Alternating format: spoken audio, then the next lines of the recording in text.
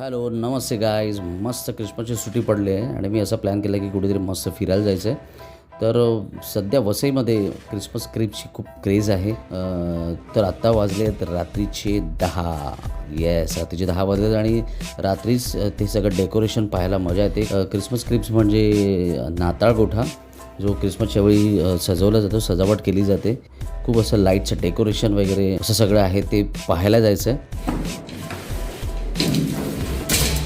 असं पाहायला गेलं तर वसईमध्ये खूप वर्षापासूनच क्रिसमस क्रीपची क्रेज आहे.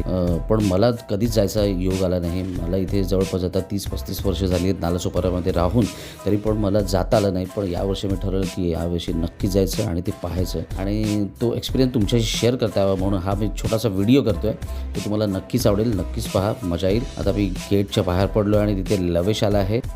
मी पहिल्यांदाच असं नाईट राईडचा एक्सपिरियन्स घेणार आहे, तर पाहूया कशी मजा येते ती. So wait to Vasai.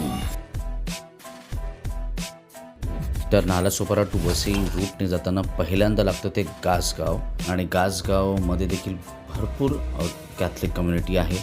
तर तुम्हाला त्यांची घरं ही रस्त्यालगत दिसतीलच.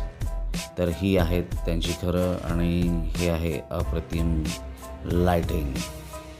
डेकोरेशन बघून एक मस्त वाईब्स येते, खूप पॉझिटिव्ह फील होतं आहे. आत्ता रात्रीचे 10:30 वाजलेत तरी पण इतकी माणसं आहेत, तर खूप मस्त पॉझिटिव्ह हॅपी फील होतं आहे. त्यानंतर आपल्याला हे लागतं आहे ते गाज चर्च. ह्याला गाज चर्च म्हणून आम्ही म्हणतो.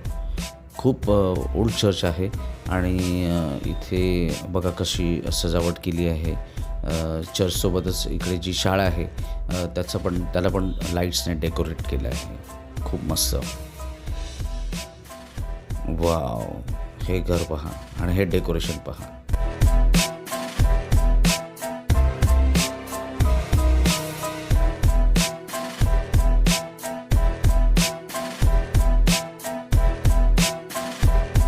अप्रतिम, सुपर्ब.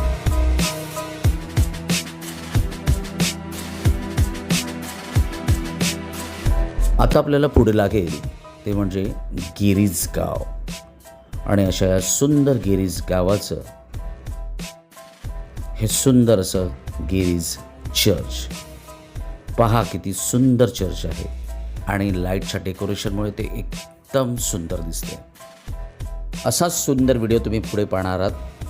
त्या क्रिसमस क्रीपच्या प्लेसवर आपण लगेच आता पोहोचणारच आहोत, पण त्यासाठी तुम्हाला पुढच्या भागापर्यंत वेट करावा लागेल. थँक्यू.